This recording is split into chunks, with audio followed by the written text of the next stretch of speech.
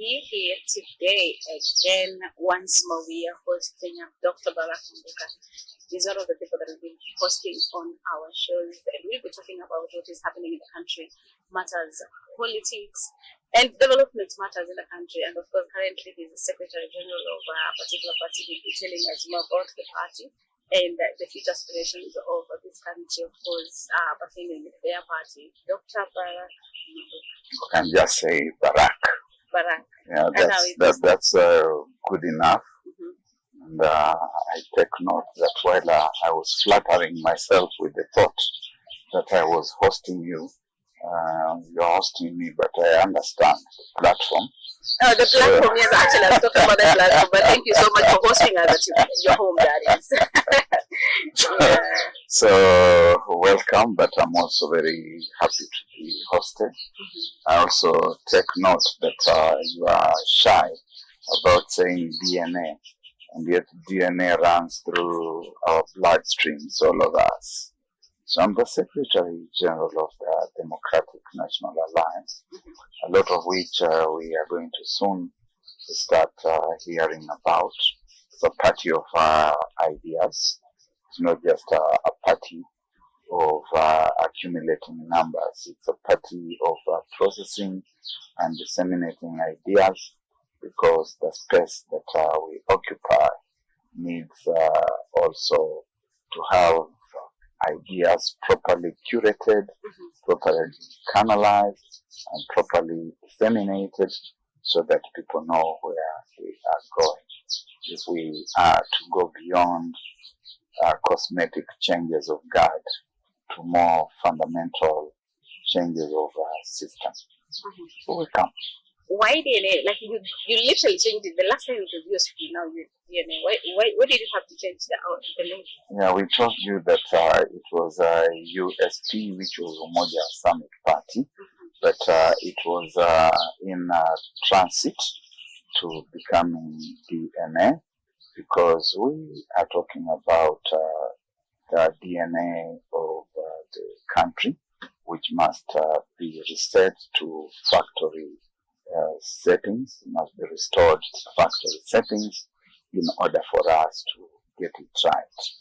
We lost it from the very outset, and the country has gone through 62 years of loss of direction. That's why each time we are about to behold new changes, those changes frustrate us. We talk about changes that don't go beyond the moving on of certain individuals, and the coming on board of a new set of individuals. They get in the driver's seat and they carry on with the same wretchedness that those who have gone before them have been driving.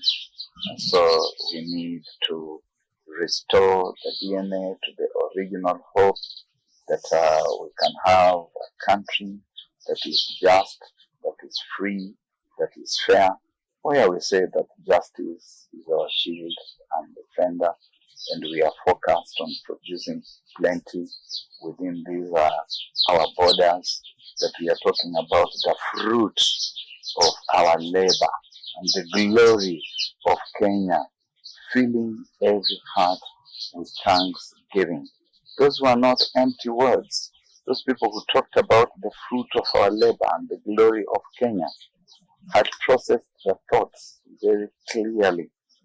They knew that there is always that potential for some people to try to reap where they have not sown, and to gather where they have not scattered, and that amounts to parasitism, it amounts to corruption, it amounts to theft, and people who become thieves become glorified because of the kind of wealth that they are flaunting.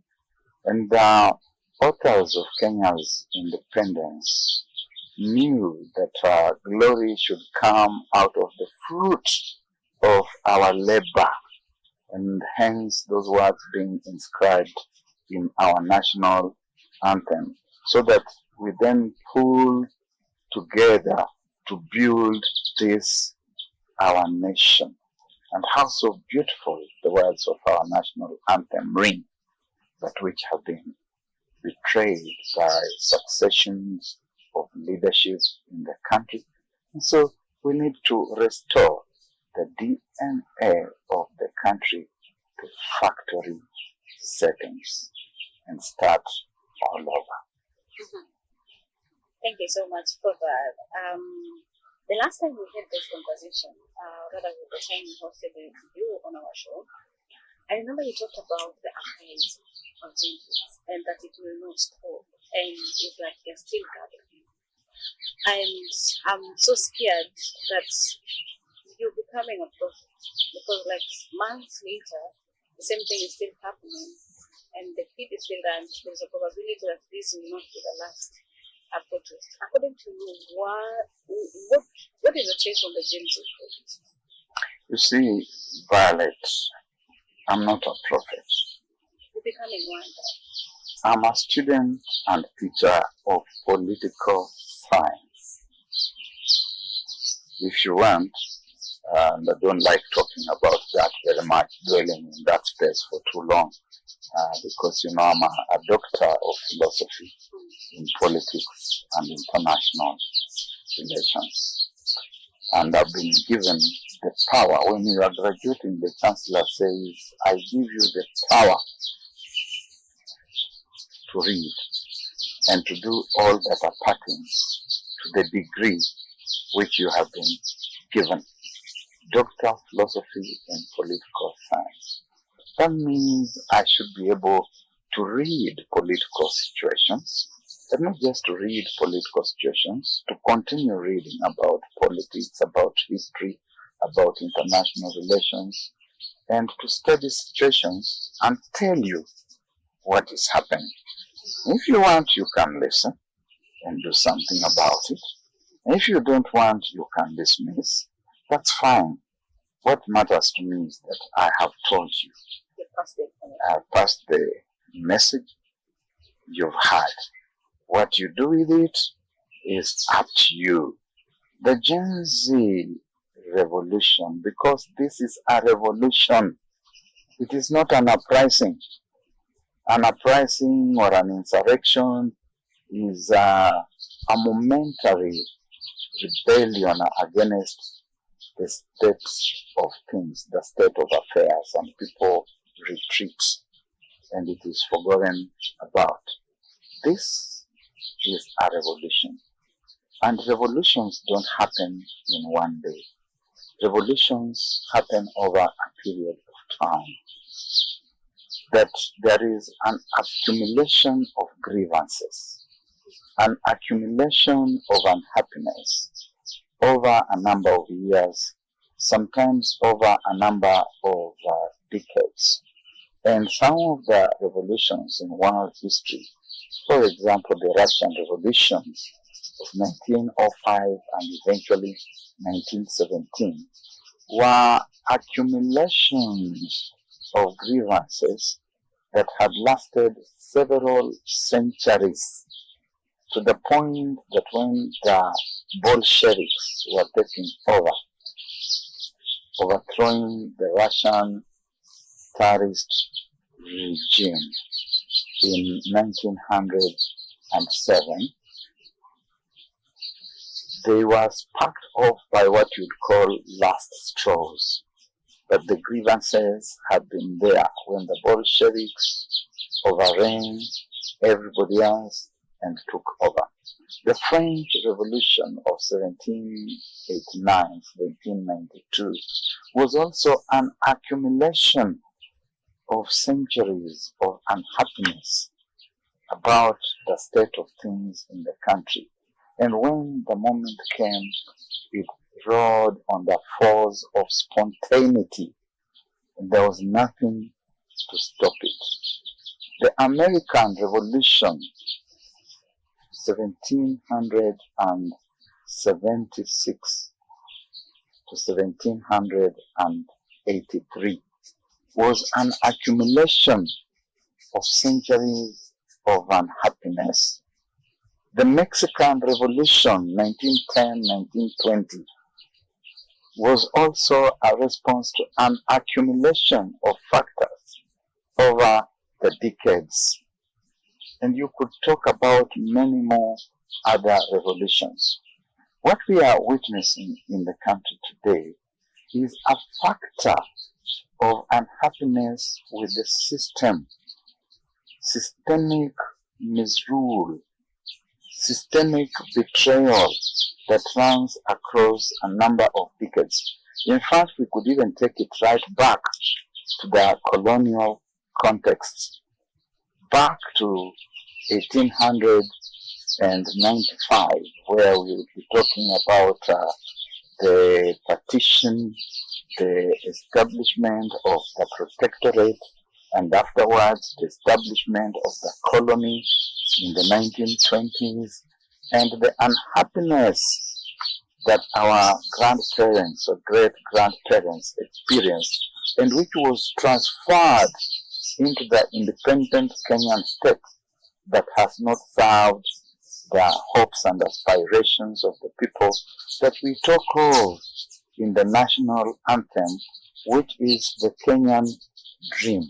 And so the young people that we are seeing in the streets who are saying that Ruto must go, they're not talking necessarily about William Ruto, the individual who is the president of the public.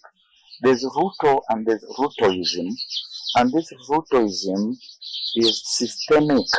It has been inherited across historical timelines. And you see, if you remove William Ruto today, the individual from Sugoi, and take him back to Sugoi, and you plant there another person, the system being what it is, Rutoism will carry on, and the youth will still be saying Ruto must go, or whoever is there must go, and the next one and the next. So this is what I mean when I say that there's a revolution in progress, and that the leadership is slipping in the middle of a revolution. That the young people have now broken through the tribal barriers. They have broken through the class barriers. They have broken through the religious divide. They are coming together as an aggrieved demographic that has got nothing to lose except its frustrations. Now, what do I mean by nothing to lose except its frustrations? 40 years ago and slightly more, I was a young student at the University of Nairobi. And we university students used every so often to burst into the streets of Nairobi over one disquiet or the other. And some or most of those disquiets pertained to misgovernance that we perceived to have been taking place in our country. And we would go out, carry placards, protest. We would say, down with imperialism, down with apartheid. We would say, jail the thieves. We would say, so and so must go. And we would go back to the campus. We would go back to the central catering unit. We would have food. Sometimes we complained also about that too. But we nursed the hope of the day when we would leave the university and we would go out and get into jobs. Basically, we dreamt of the day, whether we admitted it or not, when we would also join the system. And many joined the system. Some have now, as we speak, ascended up to the very top of that system. They were absorbed, and we became a part of the problem once we graduated.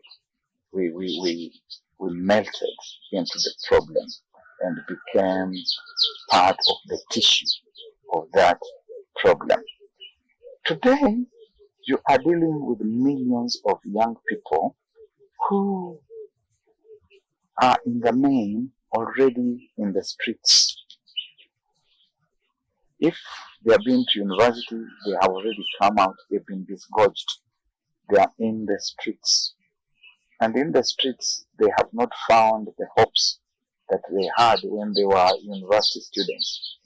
In fact, in recent years, there's been relatively less student unrest than there was in our time in the 1970s and in the 1980s. There's been less unrest because students have learned that the university education that they are enjoying is an escape route from poverty. But they have gotten out in the streets, because to be in the streets used to mean looking for a job. They say this person is in the streets, this person is tamarking. They are looking for a job. But they have found out that there are no more opportunities left in those streets because of the misrule that informs their country, that has informed their country over 62 years. So the people who are unfortunate to be in power today are dealing not with a system that, or rather with a resistance that can be contained with truncheons and with goons and with guns. They're dealing with a resistance that can only be sorted out by facing the facts squarely and dealing with them. If I were the person to advise William Ruto today, which fortunately I am not, but if I had the misfortune of being the person to advise him, and the misfortune because he most likely would not listen, and misfortune because I would be part of that system, if I were to be the person to be unfortunate enough to be advising President William Ruto, I would tell him that now you are the symbol of everything that has gone wrong with this country. It does not matter anymore who committed the original sin. And there are people there have been who committed the original sin. It was not you. But you are now the symbol. You are the custodian. You are the poster boy of everything that has gone wrong in this country.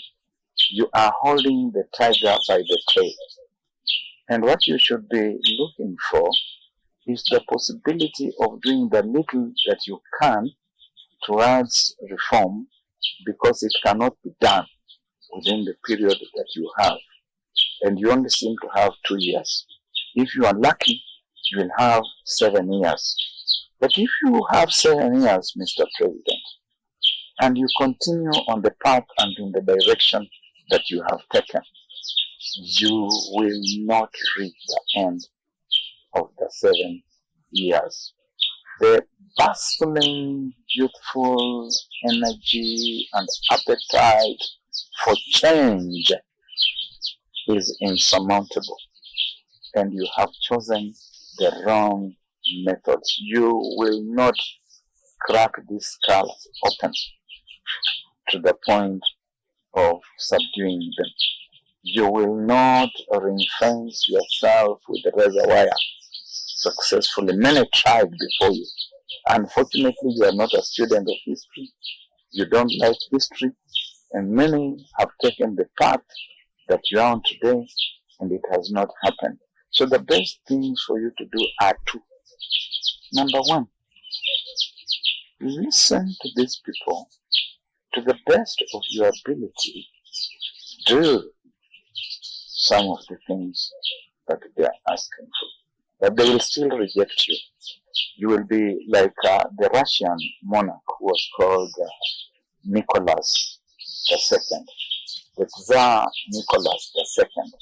They even called him Tsar the Reformist, because he attempted to reform the Russian Tsarist system, to abolish serfdom, to give the serfs and other slaves a measure of relief from the agonies that they had suffered over years, over centuries, but it did not work, did not serve him because they had gone too far.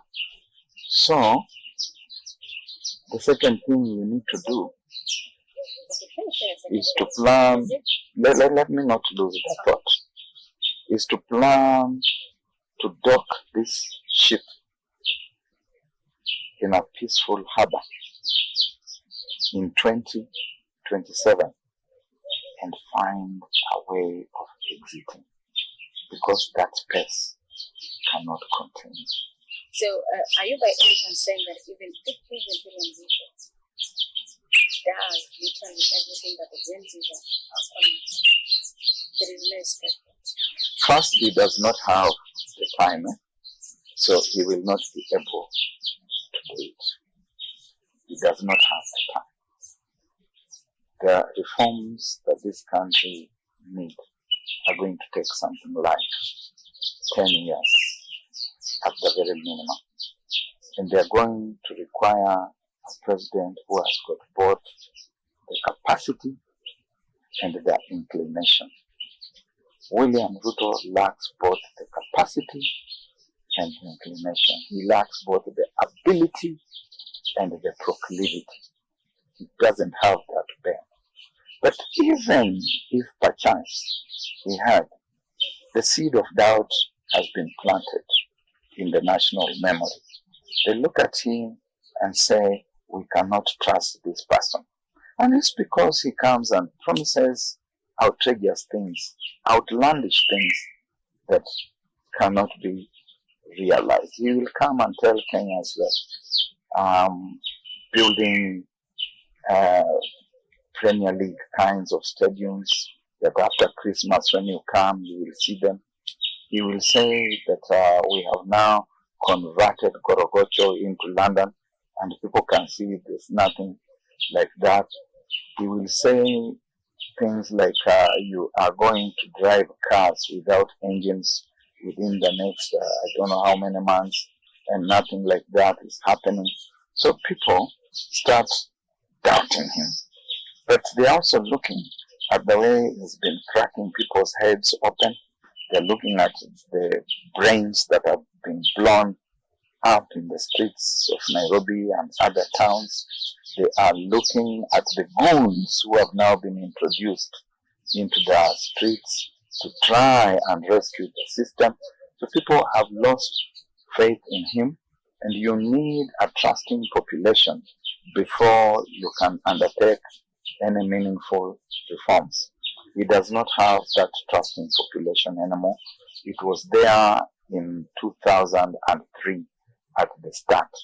But by mid-2003, with the taxation, with the cost of living, with the levels of corruption, with the opaque deals, you look at the SHA system, we don't know who the private entities in it really are, who are the individuals behind it. You look at the affordable housing, we don't know the finer granular details that we need to know. The transparency is not there. So when you put all those together, he lacks a goodwill from the public, and they want him to go.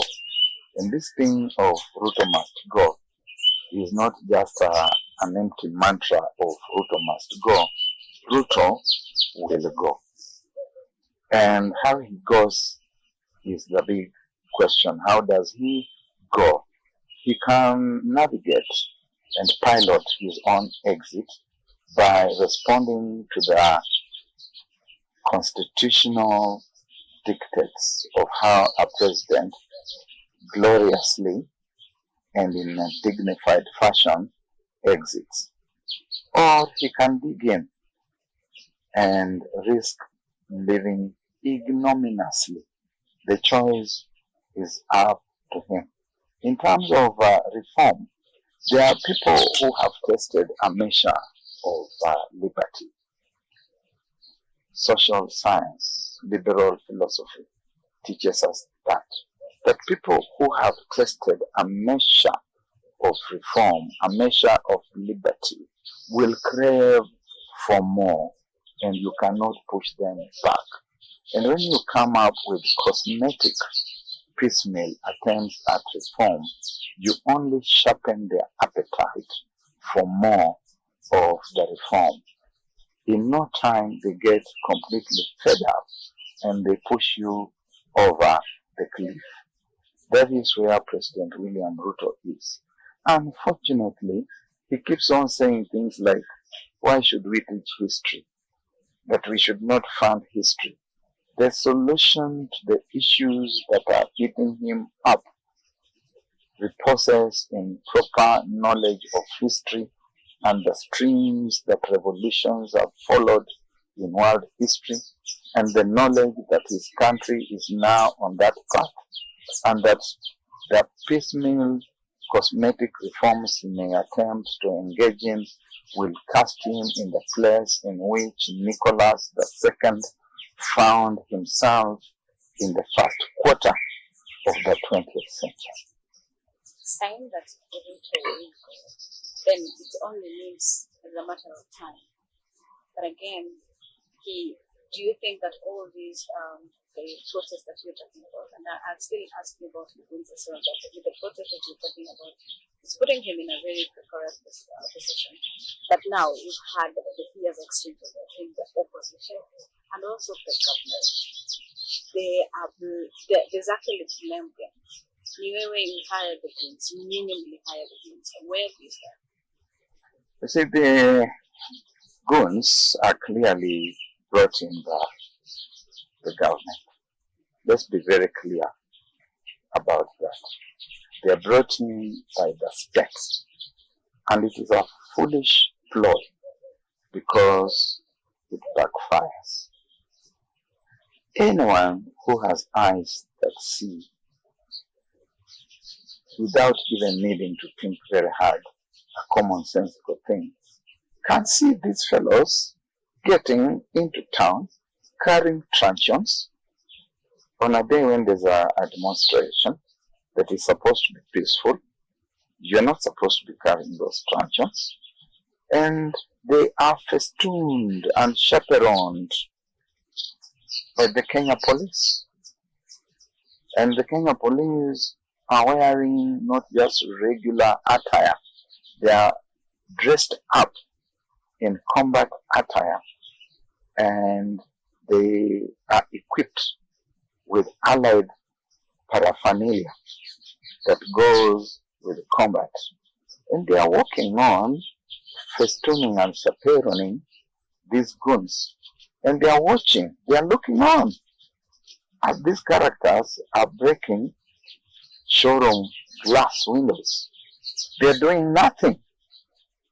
But when they see youngsters coming and shouting and screaming, both at them and at the Genz, they are clobbering them.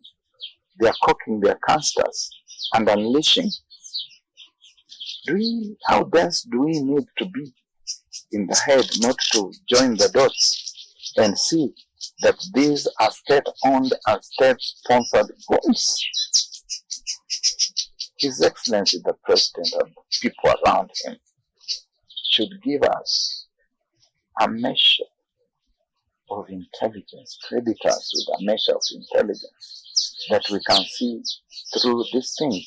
Now, if you get to a point where you have descended to the level of trusting not your regular police service or police force, as this one is anyway, to be the one to secure your government in power, that you have now resorted to the Kenyan equivalent of the Haitian Tonton Makut that were put in place by Francois Duvalier when he came to power in 1957, and he saw that the state was becoming threatened, endangered all the time. 2 years later, in 1959, he invented the Tonton Makut, who have sunk the country to where it is today. The parallelisms are very interesting. 1957, 1959, 2 years. William Ruto takes over in 2022, really effectively, we can say is Kenya being on the railroad properly 2023. 2025, we have the Kenyan Tonton Makuts in the streets. Who are his role models? And that here is a president who takes a detachment of the police, the Kenya police, to Haiti, to Port-au-Prince, apparently to contain the goons. But at the same time, introduces goons in the streets of his capital, Nairobi, and sends the Kenya police to escort the goons. So it's a ridiculous place to be, but it speaks to a regime that is then in a taciturn manner, quietly, silently, accepting that it has failed.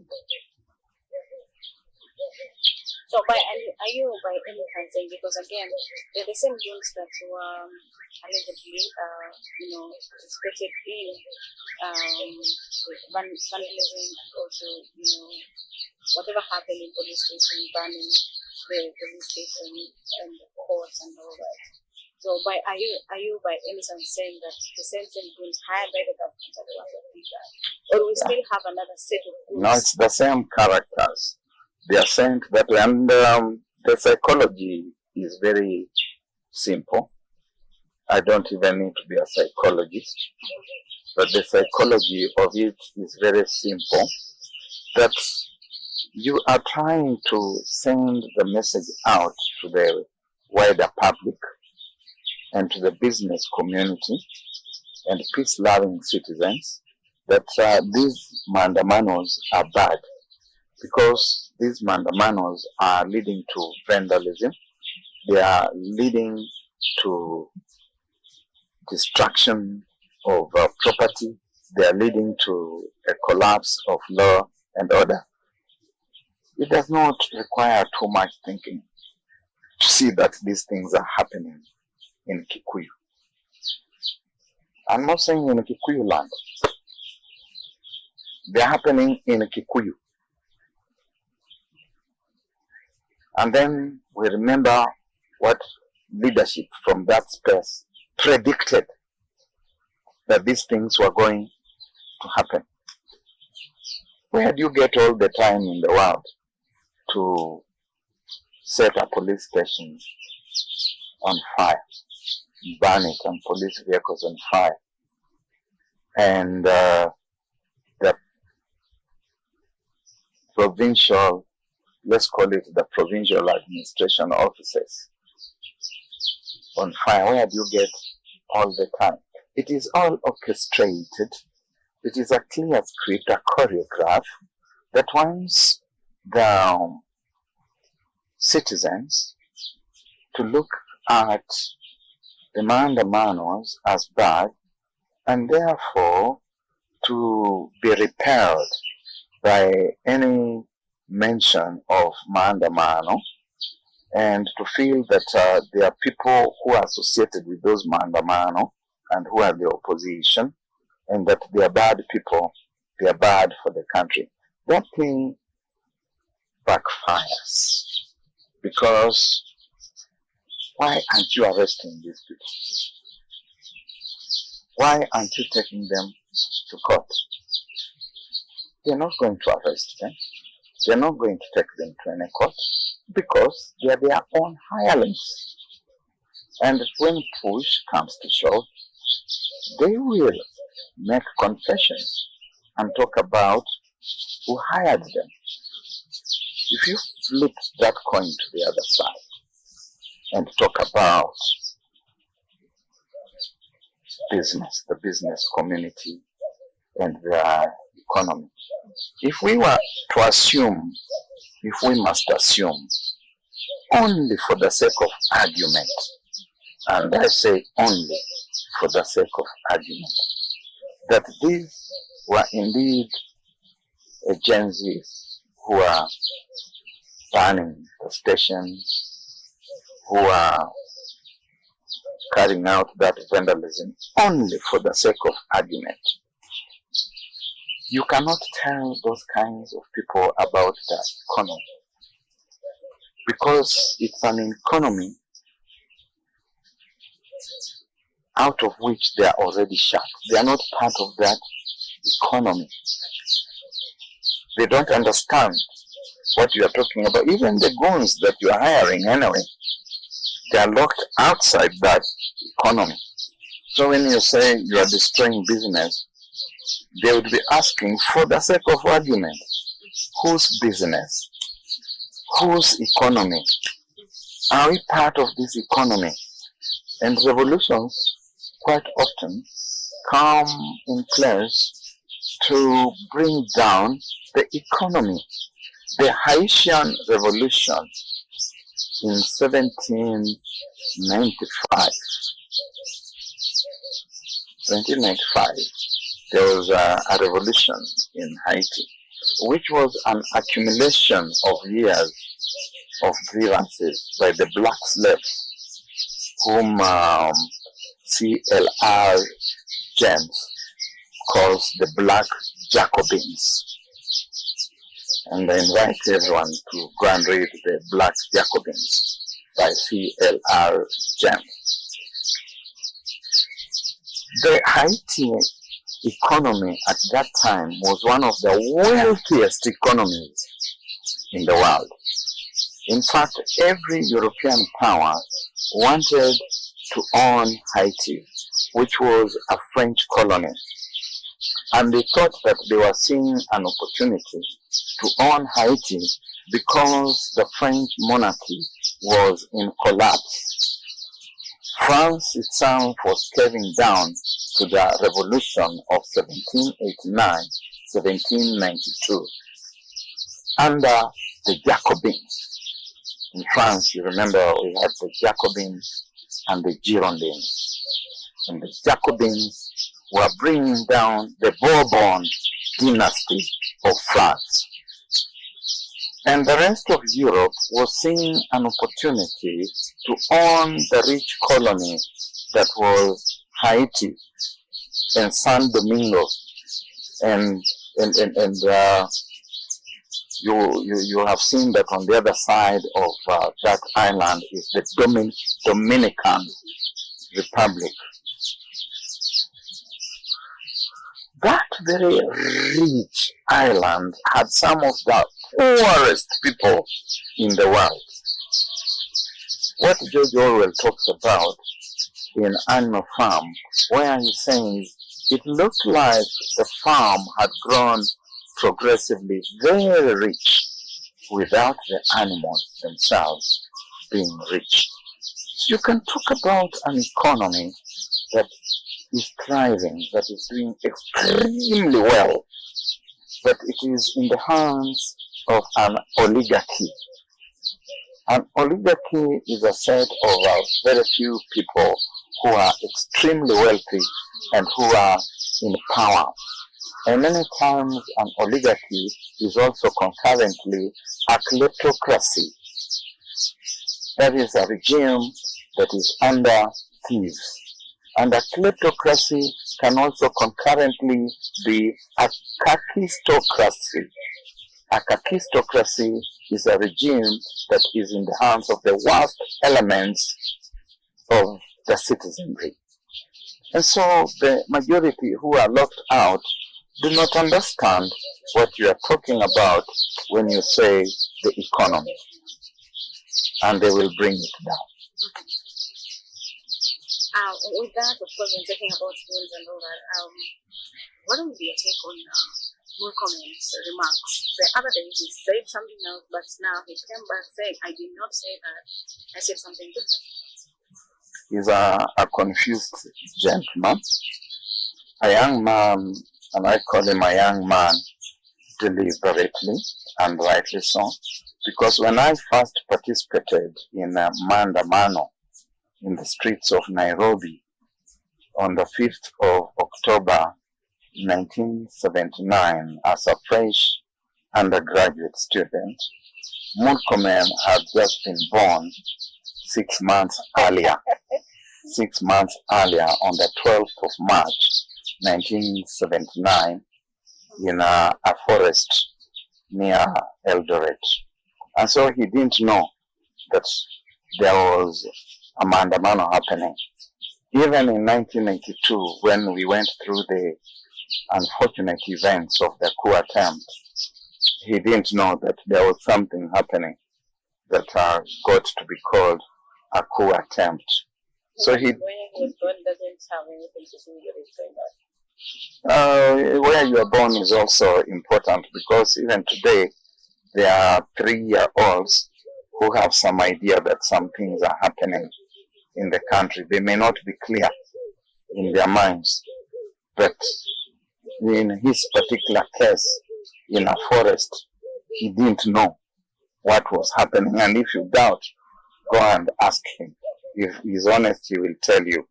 But that is not for us to sidestep the point. The point is this, that even at that time, the people who are in power told us that there would be no more maandamano in the country again. They were saying that what has happened will not happen again. And that time we were protesting because there are elections in the offing. Elections that took place on the 8th of November 1979. In those elections, we had woken up to a newspaper headline that read, Anyona and ex-KPU bad. There was only one political party in the country, which was KANU. And for you to participate in an election as a contestant, the party had to clear you. And the party refused to clear George Anyona, Jaramogi Oginga Odinga, and all other ex-KPU people who had been progressively released from detention. I've not mentioned how they were detained, never mind. But in truth, all these people served in detention without trial between 1969 and 1978. October 1969 to December 1978. So as university students who flattered ourselves with the thought that we were progressives, we went into the streets to say that they should be allowed to contest. We also went into the streets to demand. I remember Rumba Kinotia outside the Nation House on Tomboya Street on a Kenya Charity sweepstakes, a stand that had been capsized and made into a makeshift platform, addressing the journalists from Nation House and who are clicking away with their cameras. Rumba Kinotia telling them, comrades of the press, we demand that Comrade Ngugi wa Thiong'o, we are not asking, we demand that Comrade Ngugi wa Thiong'o be reinstated in his job in the Department of Literature at the University of Nairobi. We demand that Comrade George Anyona be allowed to contest, and Comrade Jaramogi Oginga, they were our comrades because we saw that we were progressives. And we were told never again would there be demos. And the demos continued to be there. And soon we were being told that they would shoot to kill.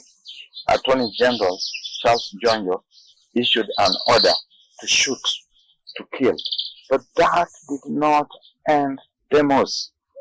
Today, 40-something years later, we are hearing this thing being said by those who were born the year that we went out to demonstrate, and they are more than 40 years old. And this is where the relevance, the wider relevance of what you are asking me about where and when they were born, not being significant, comes in.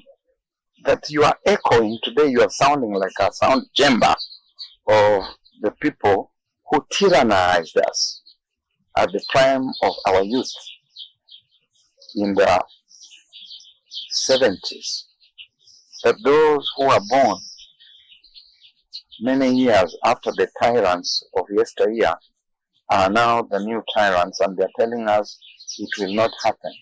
That Kithure Kindiki, who was 7 years old in 1979, is now telling us that we will not tell you what we are going to do. Don't ask what we are going to do. We were told those things in the 70s and early 80s of don't ask what we are going to do. So he has said it. And if he has bitten his tongue, he should just come out and apologize. It's more honorable to apologize. In 1979, there were no mobile cell phones in the country. We could not capture you. These days, there's citizen journalism everywhere, and everything you say is being captured, and sometimes not just being captured, it's being transmitted live. Come out and apologize. For President William Ruto, you don't need a juvenile cabinet. It is a juvenile cabinet with juvenile delinquents who don't know what they are doing, who are telling the police to shoot to kill. And you have seen that some police officers are coming out in the open and they are saying, no, we cannot shoot to kill. We will try our best to stay within the law and to arrest. So, Onesmus Kipchumba Murkomen, apologize. And Your Excellency, Dr. William Ruto, apologize also. And then appoint a mature person to the Ministry of Interior. Have Onesmus Kipchumba Murkomen as one more of your economic advisors, marking time, earning a salary, paying his debts. But removing from that docket is going to take you down faster than you imagine. During that time, the one that talked about the Charles Yondo incident, or whatever it matters, we have like people who passed on who died during that time. I do not recall us being shot to death in the streets as such. We also have one big riddle that has remained unresolved, unaddressed up to now,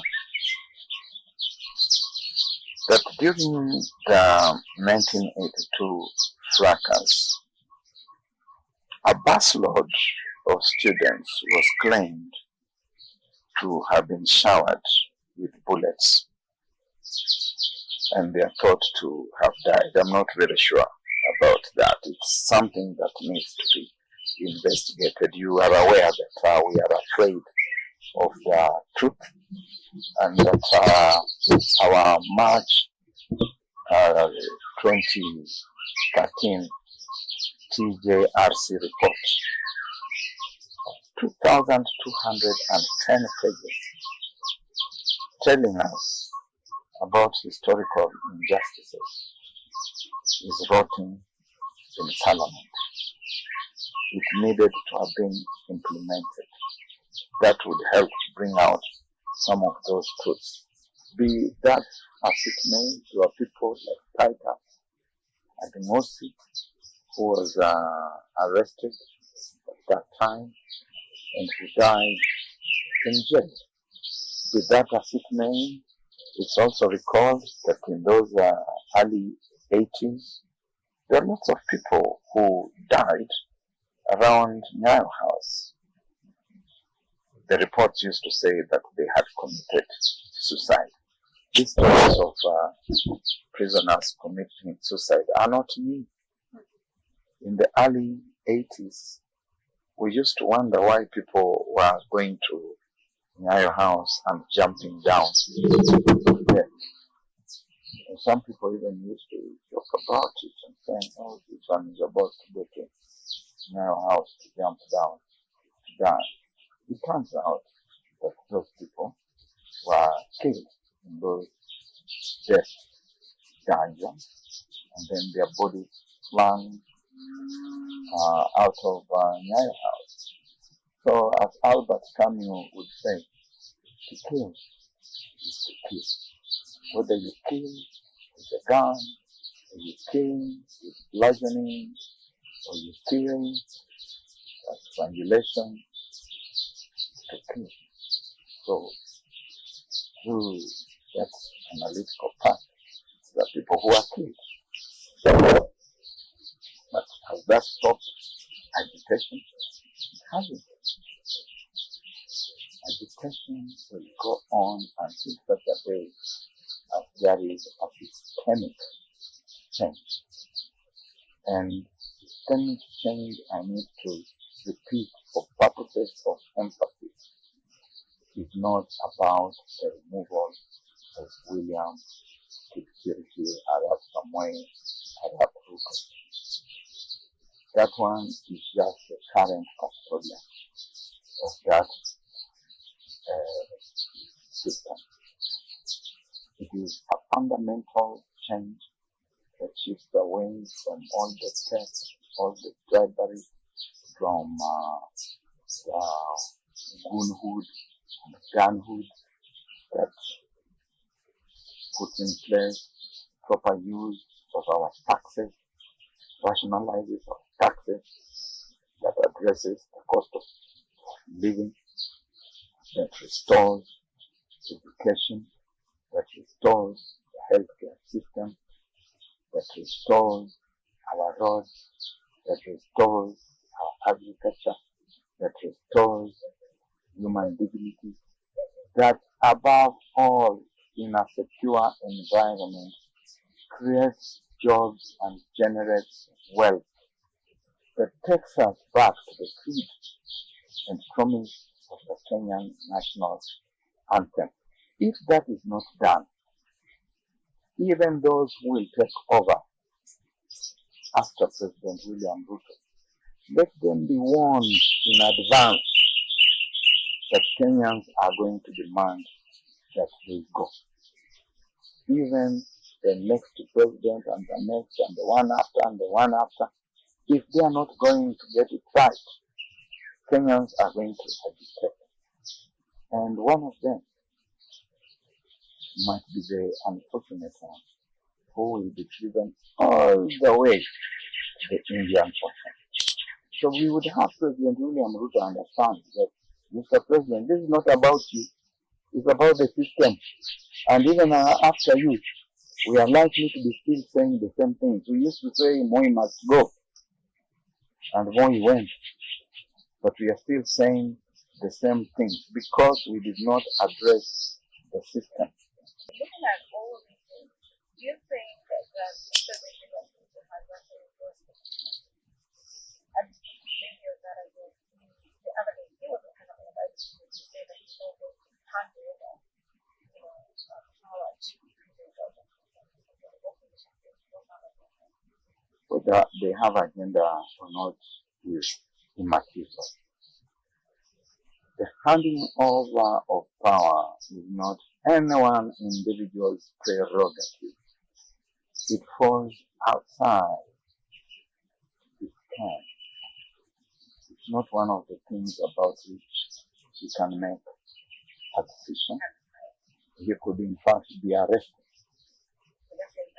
For treason, no, not for saying that.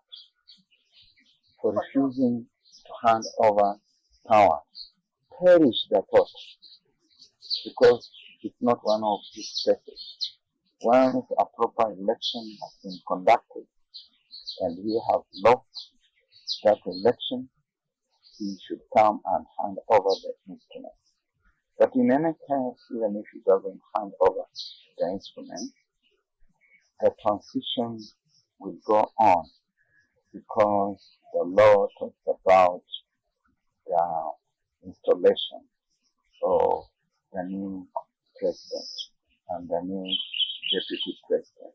And nowhere do they say that you must hand over these things. These are not the things that people used to fight over in the kingdom of Mwane Motapa or the Kazembe kingdom, where you say this is the person who is holding the royal spear and the royal drums. That is, the royal drums of the Nabongo have not been handed over. That this person is the one who is carrying Omukasa. And since he's the one carrying Omukasa, he still continues to be there. No, there's something Waswahili wanasema wengi wake na usipowapa watajichukulia. So he doesn't have that. Has he lost legitimacy? No, he hasn't lost legitimacy. Legitimacy is in the constitution. By the same token that he cannot overstay his time when it comes to an end. By that same token, he also cannot lose his legitimacy by the things he's doing. But he has lost the moral authority to continue being in office because of perception of betrayal by those who voted for him, by those who campaigned for him, by those who gave him the benefit of doubt at the start of his tenure. The moral high ground is lost. And that is something he must think about each time he looks in the mirror to see whether his necktie is properly adjusted. He should remember that this person I'm seeing in the mirror has lost the moral authority. The legitimacy may be there, but the moral authority is lost.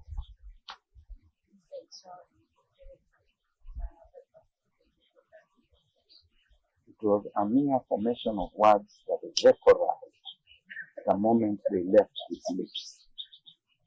Meaningless words that turned into water vapor and disappeared into the elements the moment they left his lips. So you need to just look at what has happened since that time. How many deaths we have seen, how many arrests, false arrests there have been, and you will know that he ain't managed.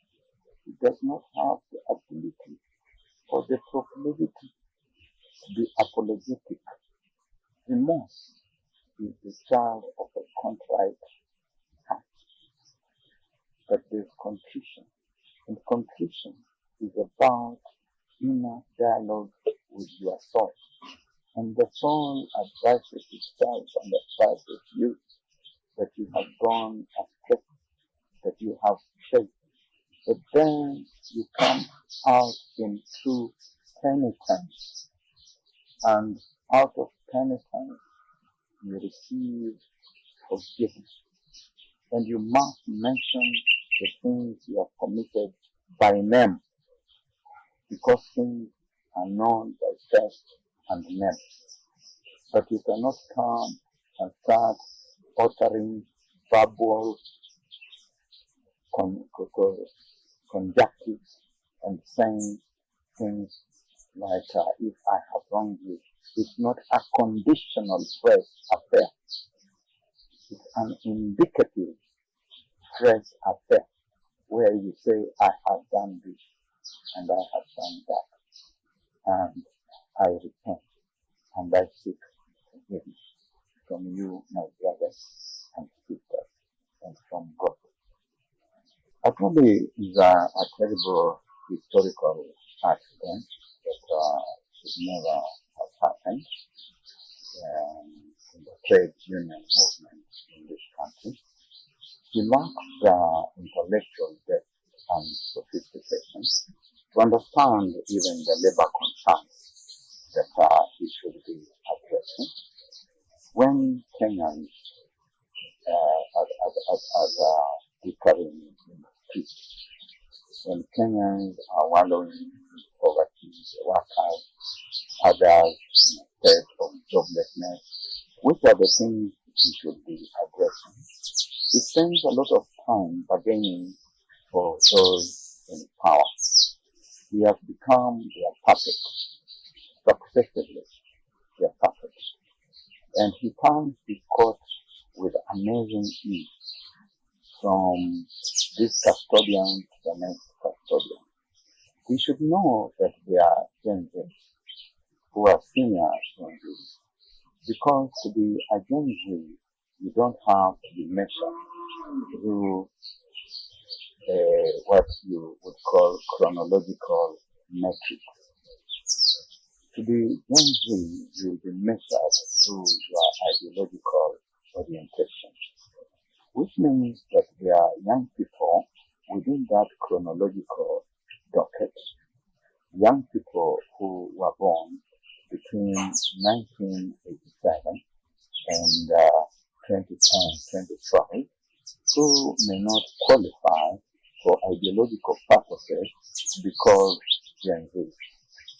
We are seeing some of them being bought by the system, including some whom we saw in the streets, clad in three-piece suits, 4 pieces in the pocket, and 6 and 6 pieces on their lapels.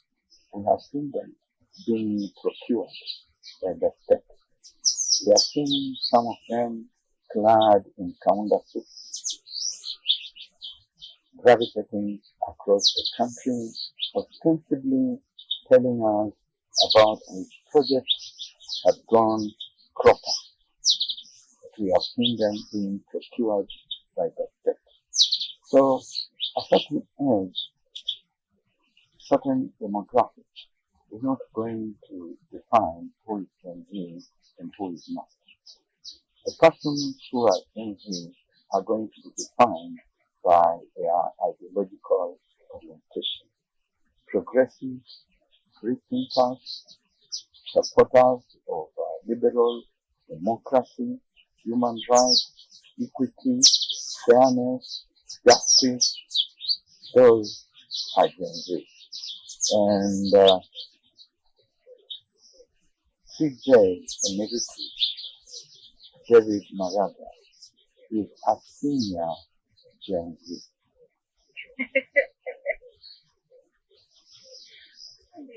What is the feeling of Gen Z, brother? You know, Gen Z, I have told you What that you you are senior Gen Z. And please understand that I probably have better grasp of the notion of categorization of people's in age demographics than a lot of people do. That they talk about people who were born between 1928 and 1945 as the silent generation, because their voices have not been known to have been heard over anything. And then there are the baby boomers who were born between 1946 and 1955. They are baby boomers 1. And they're called baby boomers because when the war ended in 1945, the soldiers returned home and there was a lot of idle capacity, and so they engaged in the processes that produced people, and there was a baby boom within that period, and so the Americans referred to those people as the baby boomers. Then they also discovered that it was continuing between 1956 and 1965, so they said, oh, these are baby boom second generation. Then the fellows who were born from 1965 to 1976 were called Generation X, meaning X boom. Okay? They are called X boom. Then there are fellows who are born between 1976 and 1987, who were then called millennials, because we were starting to move towards a new millennium. But as this was happening, the digital economy was now beginning to pick up. The digital technology was beginning to pick up, and there were people who were born between 1987 and 2010, 2012, the Zoom generation, because they were Zoomers, zooming in and out in the digital technology. So they are called the Gen Zs, Generation Z. That is chronologically, demographically. But So Z as is for often, yes, for Zoom. Okay. Yeah, that's why they are called Gen Zs. But beyond that, we know that certain appellations start assuming new significance.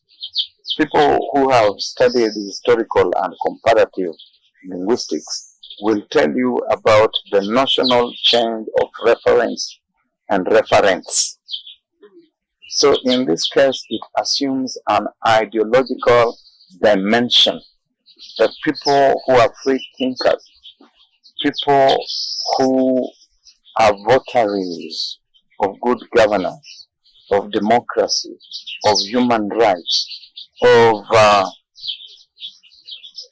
responsibility and accountability in government, they become Gen Zs after our Gen Zs who exploded in the streets of Nairobi and elsewhere in the country in June, July last year.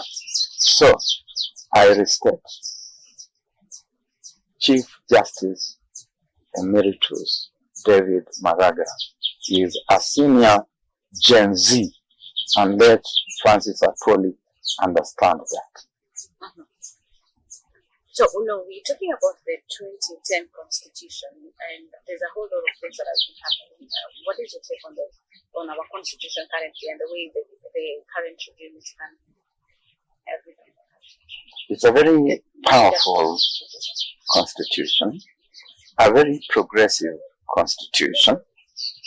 It has been tested in many ways, and it has indicated that it has got the vigor, the stamina, the power of stay.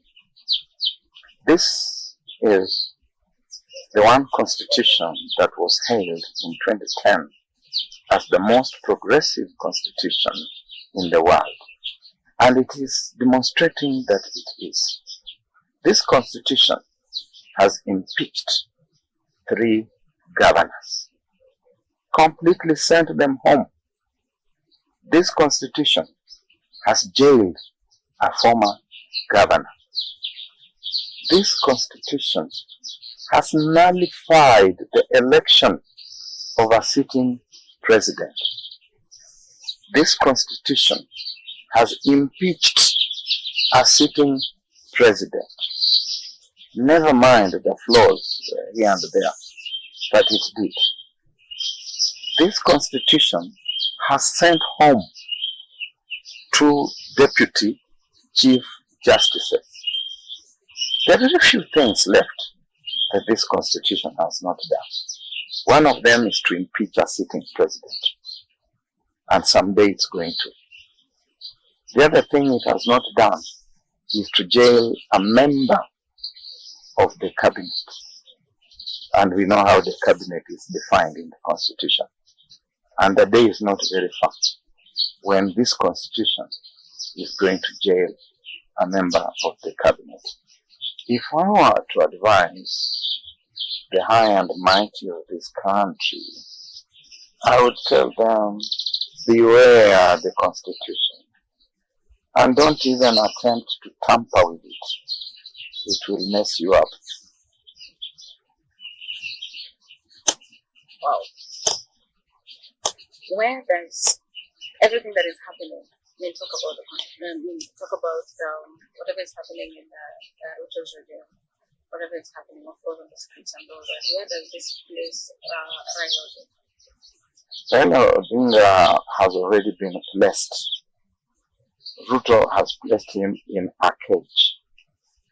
And from that cage, he can only equivocate and prevaricate. He can only make discordant sounds that lack wider relevance and significance in the civic activities in the country.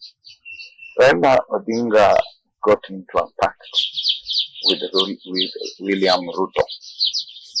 And I suspect that within that pact, forget about the 10 points, in that pact that they got into, which they hide somewhere in some cabinet, Raila Odinga was told, we will do this, and we'll do this, and we'll do that, and this. And he was probably even audio recorded, the way you are recording me here. And that has been kept somewhere. And he was told, sign here. And he was told, the day you jump ship is the day we will bring this out to the public.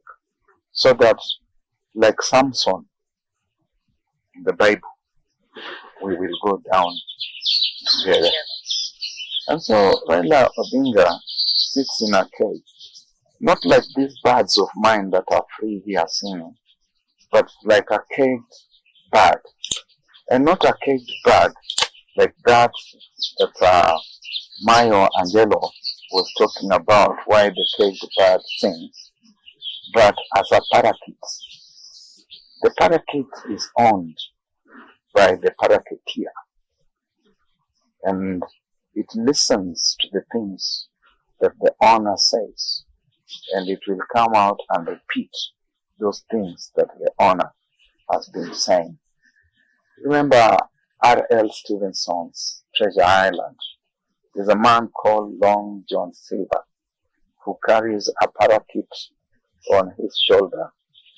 And when Long John Silver and the buccaneers in Treasure Island, the hoodlums in Treasure Island, when they say 15 men, yo ho ho, with a bottle of rum, yo ho ho, on a dead man's casket, yo ho ho, the parakeet also repeats, says watu 15, yo ho ho, juu ya kasha la mfu, yo ho ho, na chupa ya mvinyo, yo ho ho. That is where Raila Odinga is. You think he regrets? On Long John Silver's shoulder. I think he regrets the decision of joining the Parliament Party. I don't know what he was given. I don't know. It depends on what he was given. But he's caged. Properly caged. And he's dragged a few people around with him. And we hear a lot of parakeets from ODM. We hear parakeets from Homa Bay.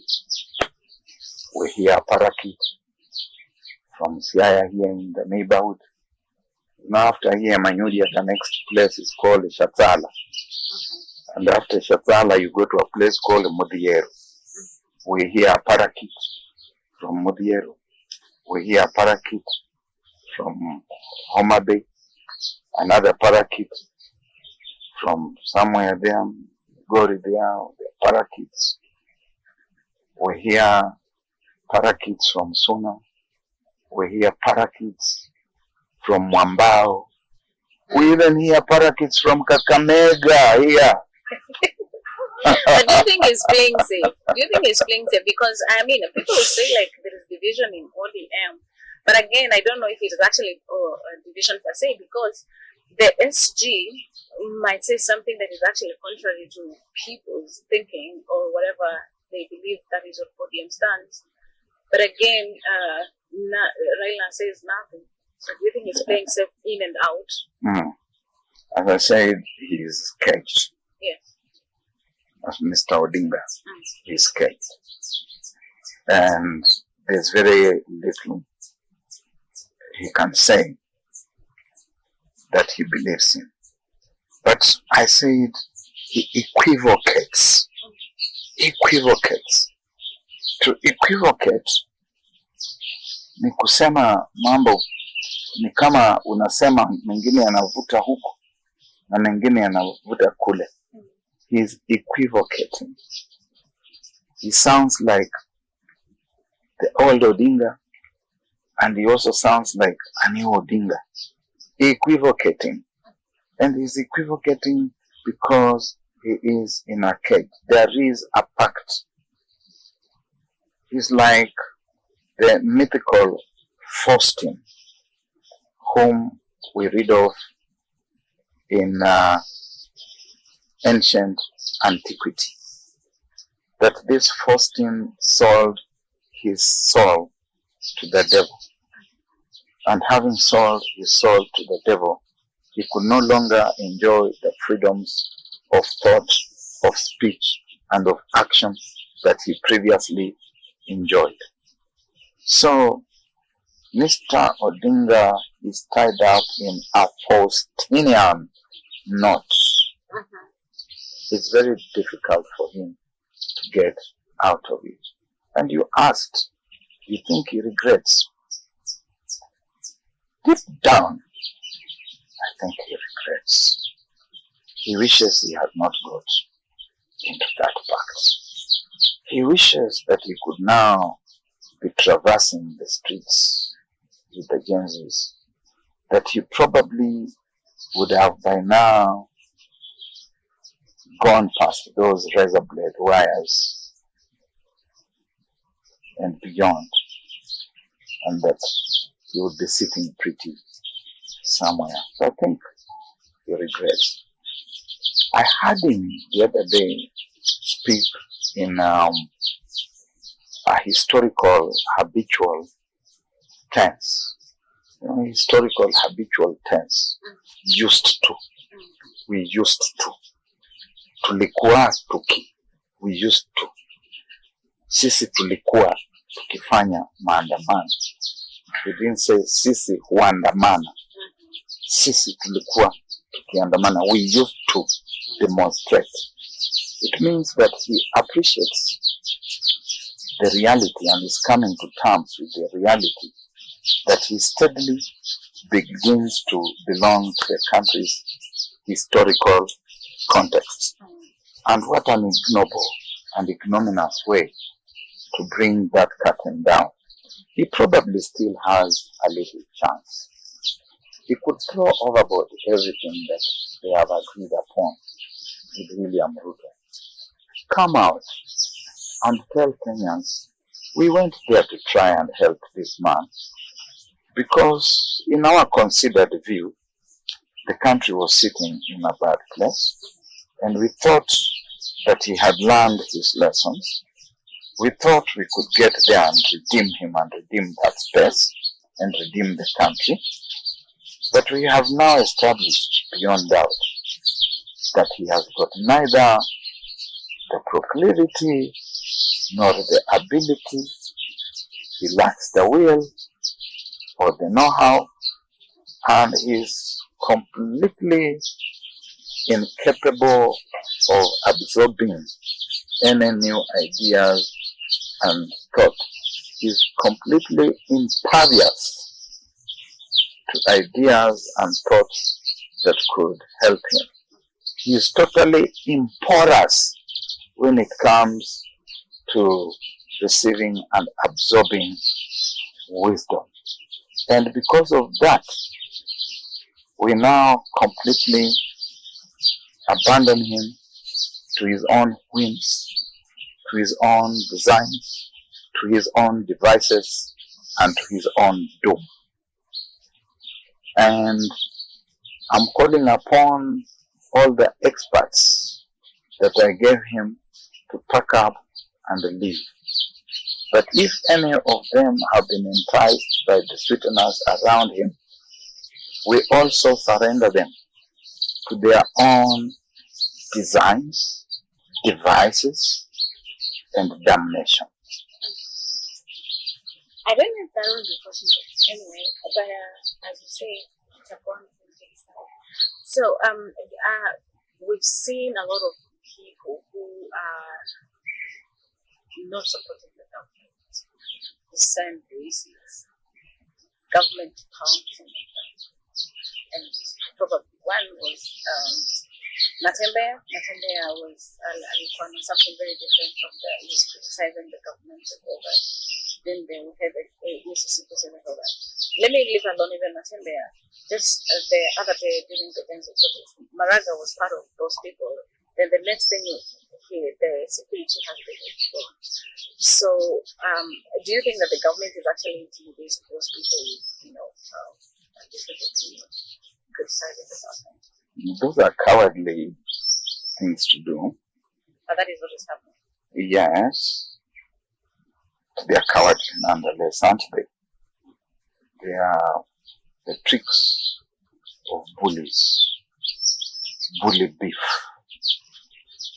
That is bully beef and his tactics, that we will bully you, we will intimidate you, we will harass you, we will blackmail you, we will harangue you and badger you until such a time as you surrender. But it's a government, a regime that is in panic. Don't do that kind of whistling in the dark, that kind of creation of straw men and fighting them. You allow liberal democracy to think, what is the worst that could happen to President Ruto if he allowed the oxygen of democracy to circulate? What is the worst that could happen to him? The worst that could happen to him is that he could lose the next election. But he is not welded into that office.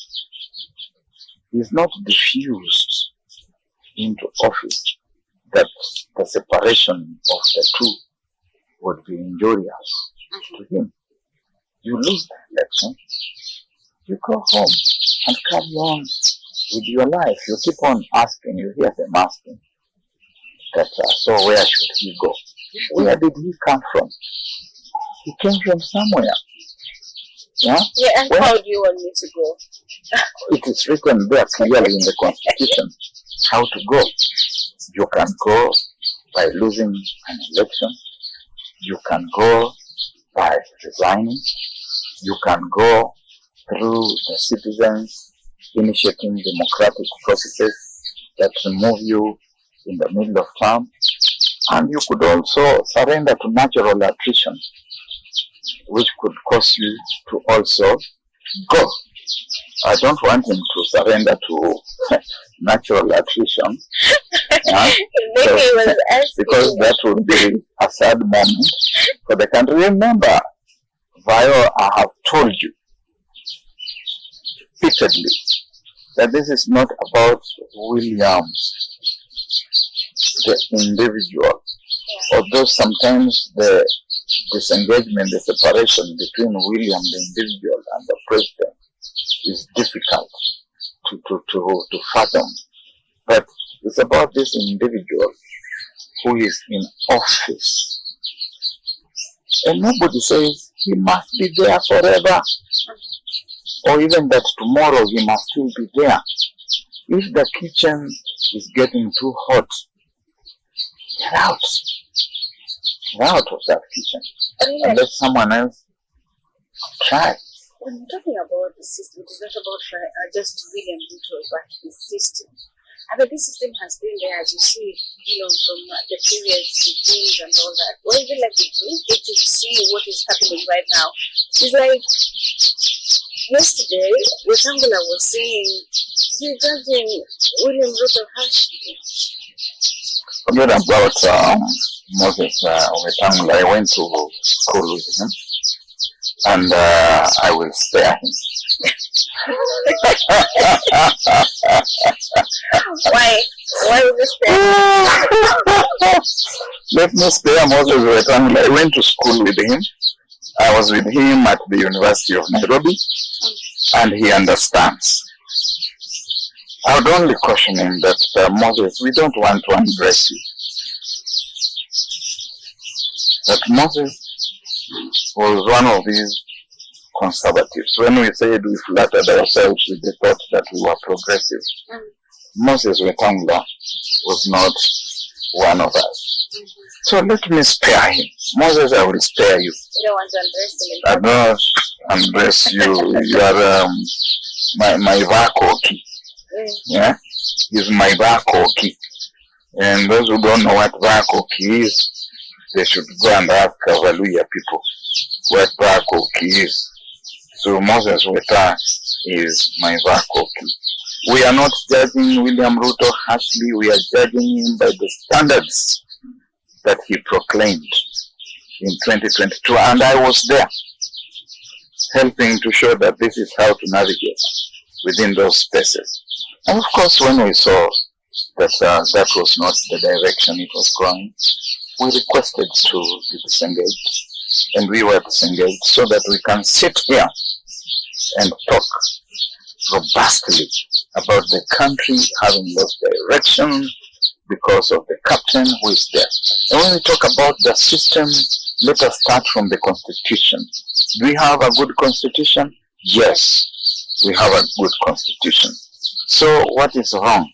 What is wrong is that the person who is at the very top now talking about that individual in that office does not believe in the constitution and constitutionalism.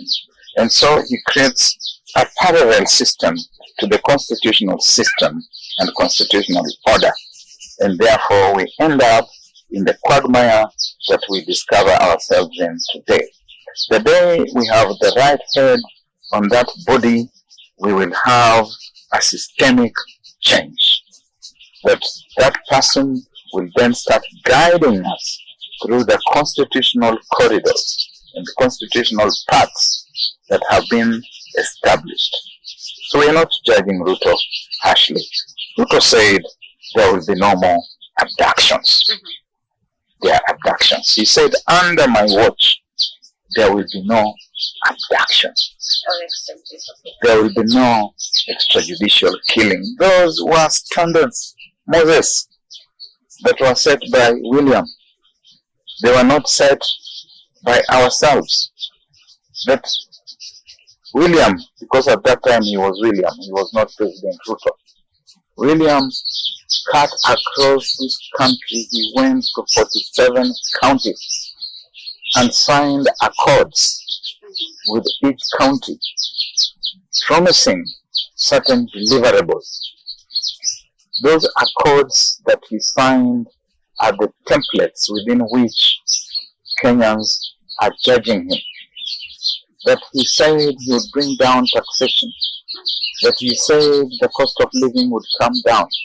That he said his deputy would not be treated the way he had been treated.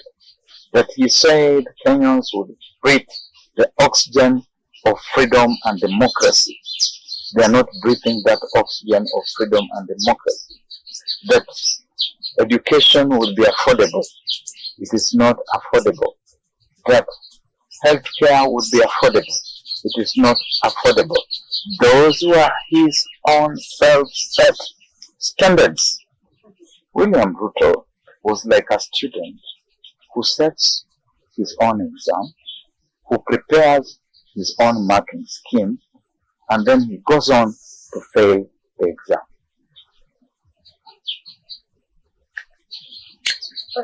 What would you think on political future of Wetangula, as much as you say they want to address it, but now this is a bit different. His political future, Wetangula and Musalia. You know, Violet, those two gentlemen are my friends. And you put me in a very difficult place when you ask me to talk about them. As much as they're your friends, the thing is, they are leaders in this area. And people really want to know. Lakini umenikata kauli. I was just prefacing my remarks with the thought that they are my friends.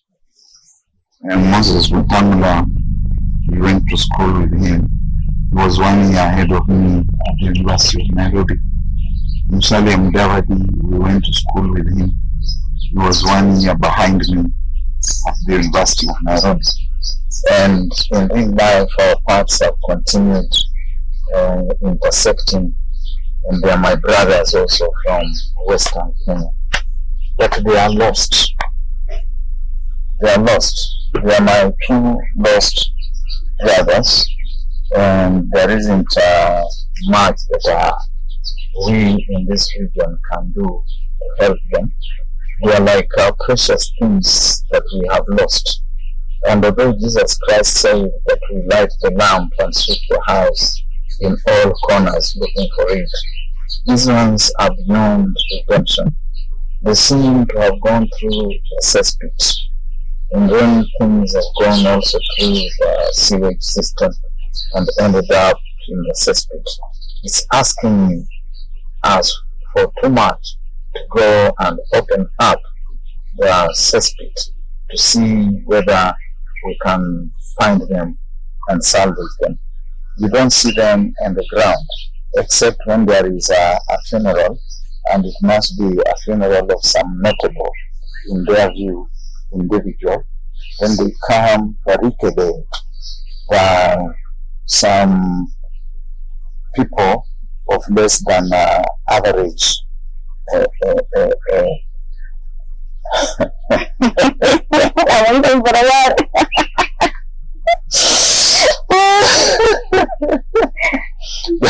they arrive festooned by some individuals of less than average self-esteem who are willing to hire themselves out for truncheon wielding and for commotion at funerals, and you have seen that happening, and eventually they escort them back to their vehicles and they exit. That means that they are not comfortable in their skin, in the environment in which they were born, and among the peoples they were born and brought up. Otherwise, you see them around at political forums that have been put together for them by Dr. William Ruto, and increasingly today by Mr. Farouk Kibet. But it is Mr. Farouk Kibet who has got the sophistication, the clout to assemble these people at a political meeting in their own backyard. And even when he does that, he calls them to come and dance. He tells them, dance.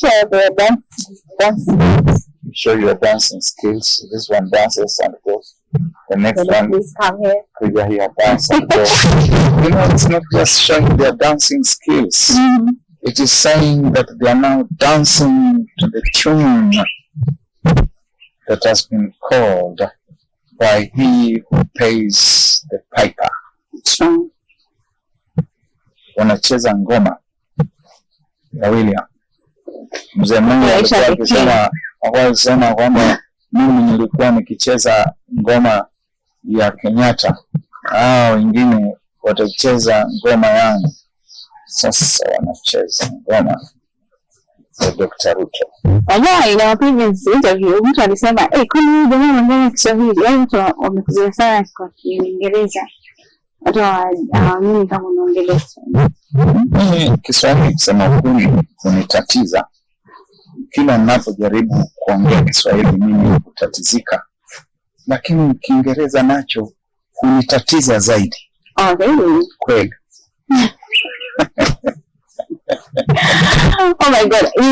Do you think that Rigathi Gachagua will be a good president in this country someday? Rigathi Gachagua is a good man who has been cut from the same cloth as William Ruto. Enough said. When will be a president can be prepared to candidates 2027? Because now it's been like Ruto has to go all the time. I don't want to campaign for another. Okay. No, I'm campaigning for nobody. What we know is who cannot be president now. Okay. Dr. Ruto has been put there. So he's been placed on the weighing scales. He has lost it. So we will not be having a presidential as DNA, we will continue looking around, and we probably will find somebody who is astute, and it's probably going to be a brand new person who has never run for office, because I think that is what this country requires. It's not even going to be me, because I have no intention to run for political office. When I was a young person, now or ever, they say don't say ever, but let me say I'm not going to run for office. When I was a young person, I attempted to run for office in Lusera, and it had its own dynamics. They would announce Barack as one, then the following day they announce someone else. They say it was a mistake, but I lost the appetite to run for office. I am now a political thinker who helps my country to think. I'm the Secretary General of DNA. I'm helping them to think and to be relevant, and they have to think. They should not try to be like the rest of the shopping baskets that have disguised themselves as political parties. They should open up that space, especially for younger people. And if a young man or a young woman whom the country is able to believe in shows up, and if we have 10 of them aspiring to be president, we will take them through the democratic process.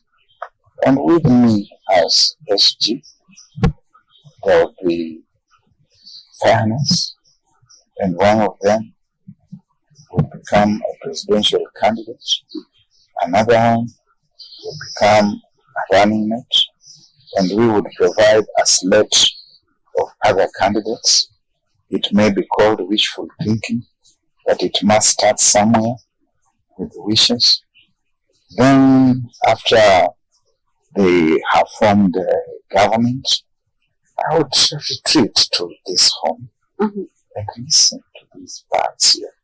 Don't you think this is a good place to go sit and relax and stretch your legs and wait for uji wa wimbi wakuletee hapa, na nyakati za jioni uletewe chai unywe, na kisha utembee humu mitaani, viungani, ukisalamia jamaa na marafiki, na hayo ni maisha mazuri tu. Kwa hivyo mimi kazi yangu ni kujaribu kusaidia wale wanao nuia, lakini waje wakijua kwamba tutawachuja.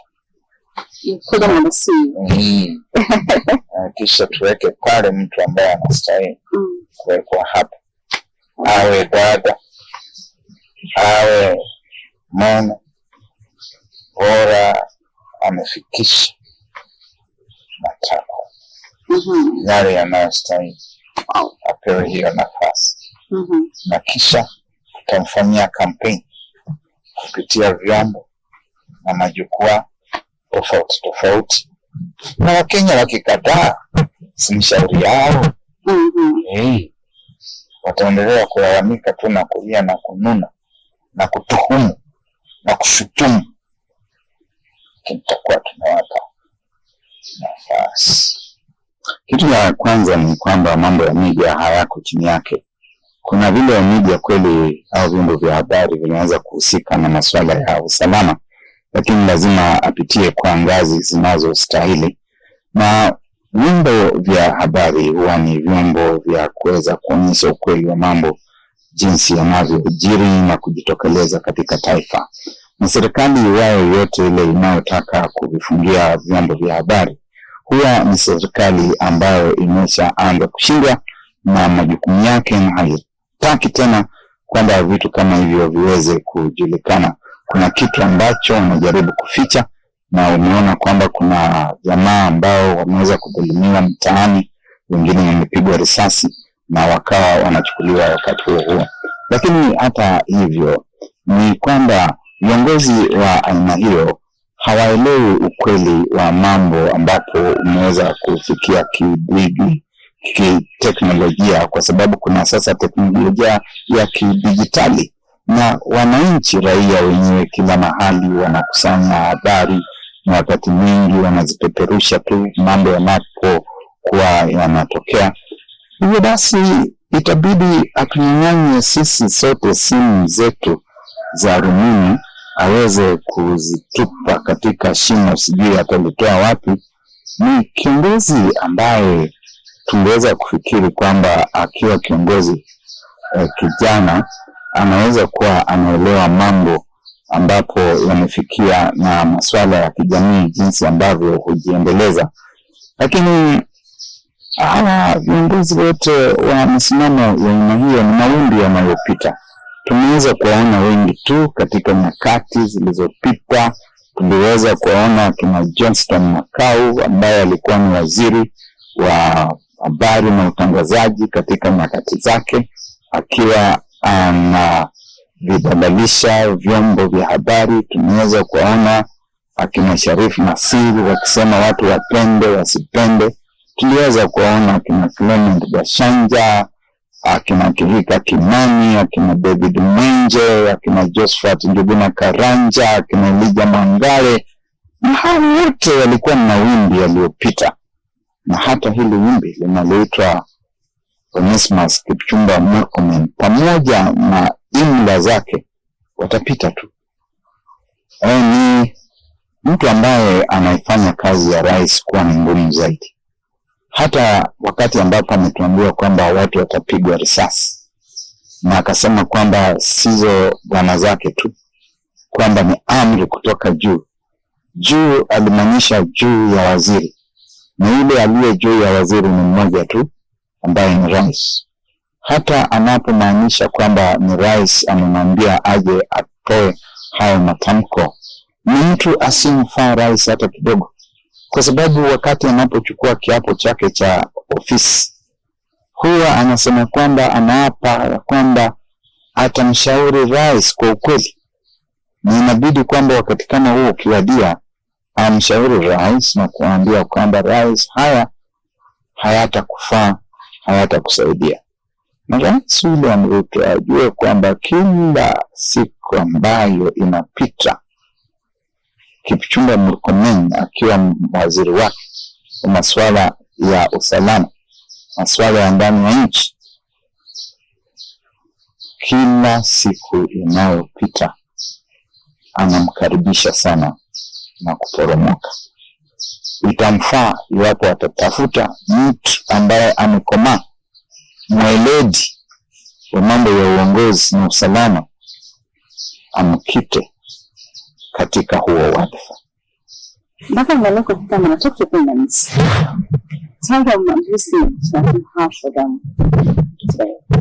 Sasa Wakenya naambia kwamba kuna ndoto au kuna ruwaza ambayo ilibuniwa na waanzilishi wa jamhuri yetu, wakiwa wanafikiria jamhuri ambayo inamheshimu na kumwabudu Mwenyezi Mungu, wakiwa wanategemea kwamba kutakuwa taifa ambalo kwa sababu kubwa limebarikiwa na Mwenyezi Mungu. Itakuwa ni taifa ambalo haki ni ngao na mlinzi, ni taifa ambalo tunapata mengi, mazao mengi kutokana na juhudi zetu kazini, na kwamba ni taifa ambalo kila mmoja anajivunia. Na hiyo ruwaza tusikate tamaa, tutakuja kuipata wakati mmoja, lakini inatutegemea kila mmoja wetu. Ikiwa tutazama katika dimbwi na kasumba za kikabila havitatufaa na hatutavipata. Tukumbuke kwamba yule gwiji tunayemtetea eti kwa sababu ni kabila letu, ana tumbo lake yeye na wake wa ndani, na vile wanavyonufaika navyo kwa njia za uporaji wa wazi wazi, uporaji wa chini kwa chini, uporaji kimamboleo, uporaji kupitia mitandao ya kidijitali, anapora yeye kwa manufaa yake mwenyewe na kwa familia yake. Kwa hivyo tusije tukapumbazwa, tukakubali kufanya mbumbumbu na watu walio safihi, wakosefu wa maadili na rai, na kwamba kila tuamkapo, kila tunapokesha, tufikirie taswira tofauti ya taifa letu ambayo tunategemea kwamba tutaweza kupata wakati mmoja, na kwamba usimtegemee mwingine kwa yeye ndiye atakayeleta hayo mabadiliko, bali ni wewe. Kila mmoja wetu lazima awe badiliko ambayo analitegemea kwamba angependa kuliona. Asante. Okay, asante sana Barak kwa muda wako. Kutoka kwangu mimi sina la ziada. Naitwa Violet.